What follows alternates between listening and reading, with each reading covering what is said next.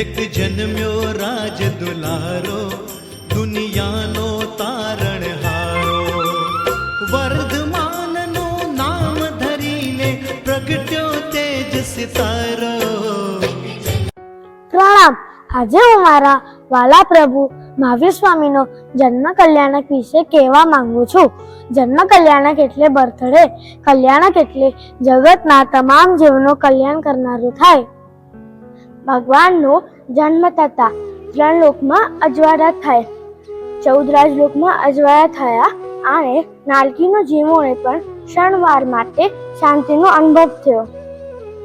મહાવીર સ્વામીનો જન્મ ચૈત્ર સુદ 13ના બિહારના ક્ષત્રિયકુલ નગરીમાં ત્રિશલા માતાની કુક્ષીએ થયો હતો.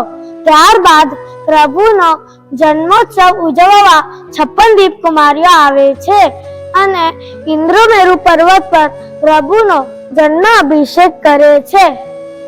આવી રીતે પ્રભુનો જન્મ કલ્યાણક ઉજવાય છે.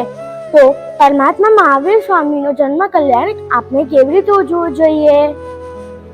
જેમ આપણે આપણો બર્થડે કેક કટ કરીને પાર્ટી કરીને ઉજવીએ છીએ, તો શું આપણે પ્રભુનો જન્મદિવસ આવી રીતે ઉજવી શકીએ? ના, પ્રભુનો જન્મ કલ્યાણક છે તો તેમના સિદ્ધાંત અનુસાર જ ઉજવી શકીએ.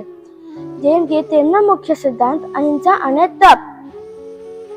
જીઓ और जीने दो, આ ઉપદેશ ધ્યાનમાં રાખી હિંસા ના થાય એનું ધ્યાન રાખવું જોઈએ. પ્રભુએ તો 12.5 વર્ષ ઘોર તપસ્યા કરી હતી, તો શું આપણે પ્રભુના જન્મ કલ્યાણક નિમિત્તે એક દિવસ તપ આરાધના ના કરી શકીએ?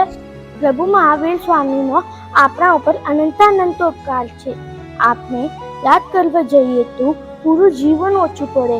તો બોલો બધા ત્રિશલાનંદન વીર કી જય, બોલો મહાવીર કી.